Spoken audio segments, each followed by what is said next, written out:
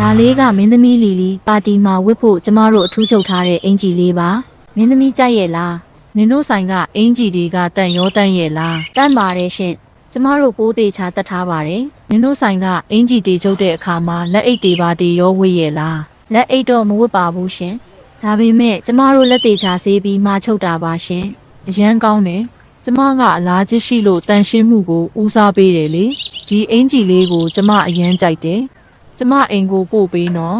ဟုတ်ကဲ့ပါမင်းသမီးကျမတို့တေချာထုတ်ပိုးပြီးမင်းသမီးအိမ်ကိုပို့ပေးလိုက်ပါမယ်အင်ဂျီလေးကအရန်လာတာပဲမမလေးရေမမလေးလီလီသာဝစ်လိုက်ရင်အလှဆုံးဖြစ်နေမှာဟုတ်တာပေါ့အေးအင်ဂျီရဲ့အလှနဲ့ငါရဲ့အလှသာပေါင်းဆက်သွားရင်ဘလောက်တောင်လှလိုက်မလဲဒီညအတွက်ရင်ခုန်နေပြီမမလေးကိုမိသိန်းအရန်အားကြတာပဲမိသိန်းလဲဒီလိုအင်ဂျီလှလှလေးတေဝစ်ချင်လိုက်တာမမလေးရေဖះမှာဆူတောင်းလိုက်ကံကောင်းရင်ဝေးရလိမ့်မယ်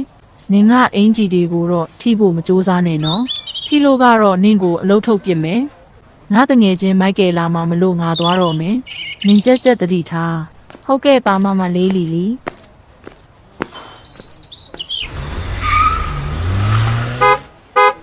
မိုက်ကယ်တောင်အစောကြီးရောက်လာတာပဲဟုတ်တယ်ငါကြိုတင်ပြင်ဆင်စရာလေးရှိလို့စောထွက်လာတာပြောစမ်းပါအောင်ဘာတေးပြင်ဆင်စရာရှိလို့လဲပါတီမာကဖို့ငါတို့အကကြိုတိုက်ထားရင်ကောင်းမလားလို့သိတ်ကောင်းတာပေါ့ငါလဲစဉ်းစားနေတာနဲ့အတော်ပဲ